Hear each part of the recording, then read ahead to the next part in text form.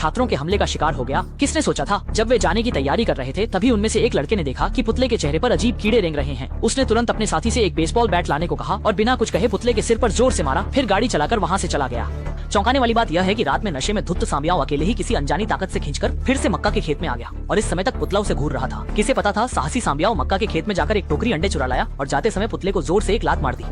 इसे तो पुआल के पुतले को पूरी तरह गुस्सा आ गया और उसे पता नहीं था कि आगे उसके साथ कुछ बुरा होने वाला है। संगब्याओ ने मकई के खेत में कुछ चक्कर लगाए, लेकिन डर के मारे उसने देखा कि वह फिर से पुआल के पुतले के सामने आ गया है। इस समय वह पूरी तरह से हैरान था और जब वह जाने की तैयारी कर रहा था तो उसने देखा कि पेड़ के तने से बंधा पुआल का पुतला गायब हो गया है और मकई के खेत में अचानक एक ठंडी हवा चलने लगी। इस समय उसका दिल उसके गले में आ गया, लेकिन वह मजबूरी में आगे बढ़ता रहा। अगले ही पल इससे लंगब्याओ इतना डर गया कि वह लगभग वहीं डूब ही गया और इससे पहले कि वह प्रतिक्रिया कर पाता, पुआल का पुतला चमत्कारिक रूप से जीवित हो गया।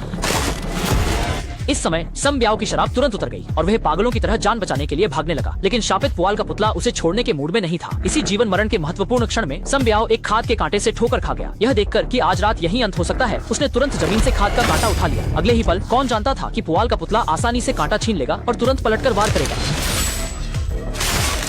अजीब बात यह थी कि संब्याओ से खून नहीं बहा, बल्कि उसके शरीर पर कुछ पुआल उगाए।